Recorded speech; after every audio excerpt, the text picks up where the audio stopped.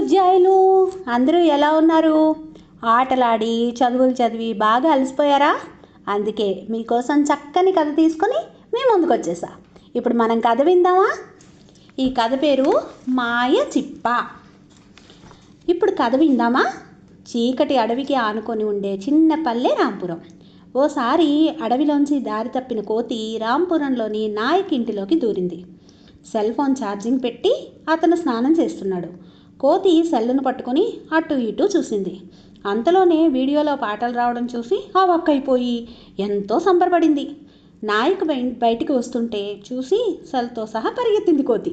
దాన్ని వెంబడించినప్పటికీ దొరకలేదు. నాయక్ నిరాశతో ఇంటి ముఖం పట్టాడు.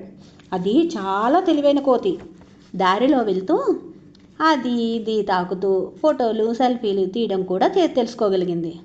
రాత్రి అయ్యేసరికి ఎలాగో తన ఇంటికి చేరుకోగలిగింది. బంధుమిత్రులకు సెల్లు చూపించి అబ్బురుపరిచింది. తాను ఎంతో కష్టపడి తయారు చేశానని చెప్పుకుంది. దానికి మాయ చిప్ప అని పేరు పెట్టి బడాయిలు పోయింది. ఈ వార్త ఆ నోట ఈ నోట పాకి రాజుగారైన సింహానికి చేరింది.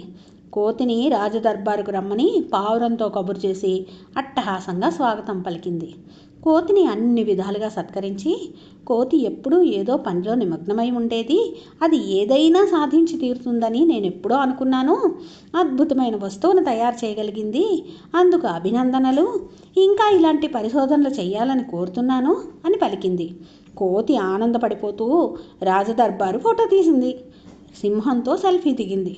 4 రోజులకి సెల్ బ్యాటరీ అయిపోయింది. మరి పని చేయలేదు. కోతికి ఛార్జర్ గుర్తు వచ్చింది. వెంటనే రాంపురంలో నాయక్ ఇంటికి బయలుదేరింది. కోతి వచ్చేసరికి అతడు పెరట్లో ఉన్నాడు. కొత్త సెల్లు ఛార్జింగ్ పెట్టి ఉంది. కోతి టేబుల్ ఎక్కి ఛార్జర్ లాగబోయింది. పిన్నుకు చేయి తగిలింది. షాక్ కొట్టగానే దబీమని కింద పడింది. ప్రాణం పోయినంత పని అయింది.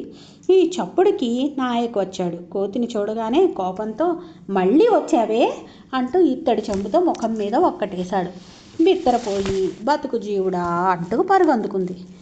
అడవిలో చాలా దూరం ప్రయాణించి ఓ కాలువ దగ్గర ఆగింది. మొహం కడుక్కున్నా రక్తం ఆగలేదు.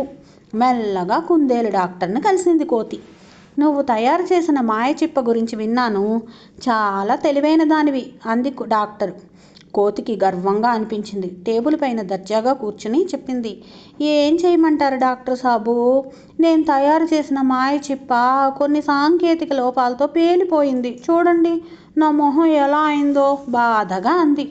అయ్యో రామా, నేనున్నాగా, ఏం పర్వాలేదు అంటూ లేపనం పెట్టి పట్టీ కట్టి సూది గోళీలు ఇచ్చి రేపటికి తగ్గిపోద్ది అంది.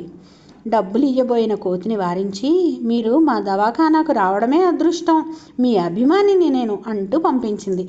వార్త దావానంలా వ్యాపించి కోతిని పరామర్శించడానికి జంతువులెన్నో వచ్చాయి. సింహం కూడా వచ్చి ధైర్యం చెప్పి వెళ్ళింది. కోతికి తాను దాచిపెట్టిన మాయ చిప్ప గుర్తు వచ్చినప్పుడల్లా కరెంటు షాకు చెంబు దెబ్బ కూడా గుర్తుకు రాసాగింది. ఇక దాని జోలికి పోలేదు. యాంత్రిక వినియోగం ప్రమాదకరం. మాయ చిప్ప పేలినా నేను కాబట్టి తప్పించుకున్నాను. వేరే వాళ్ళైతే ప్రాణాలు పోయేవి, అందుకని ప్రయోగాలను మానేస్తున్నాను అని అడవిలో జంతువులకు చెప్పి అసలు గుట్టు మాత్రం తనలోనే దాచుకుని బడాయిగా బతికేస్తోంది బతకనేర్చిన కోతి. చూసారా బుజ్జాయిలు కోతి తెలివితేటలు? ఎవరో కనిపెట్టిన సెల్ ఫోన్ని నేనే కనిపెట్టానని ఎన్ని గొప్పలకు పోయిందో. మనం మాత్రం ఇలా ఉండకూడదు సుమా. మన నిజాయితీగా అన్నీ నేర్చుకోవాలి. సరేనా బుజ్జాయిలు? ఇంకో కథతో మళ్ళీ కలుద్దాం. బాయ్ బుజ్జాయిలు. ఓ అన్నట్టు మీకు మర్చిపోయాను, ఈ కథని రాసిన వారు MD అలీం గారు. Thank you.